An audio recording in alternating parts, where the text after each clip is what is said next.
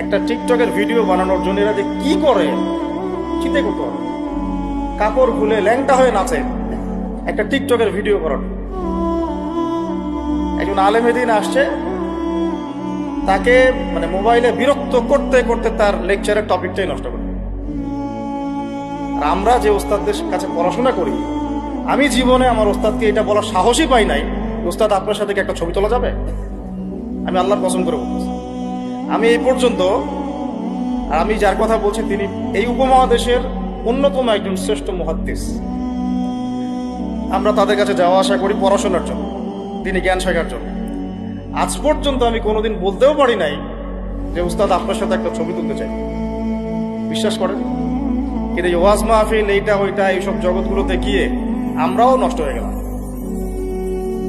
মানুষের মধ্যে নূর, তাসকিয়া, আদব, মসজিদের আদব, আদব কায়দা, ভদ্রতা সব নষ্ট হয়ে গেছে। এবং এর অন্যতম একটা প্রধান কারণ মোবাইল ফোন। আজকের লেকচারের টপিক মোবাইল ফোন না, এই যে কথাগুলো বলতে বাধ্য হলো।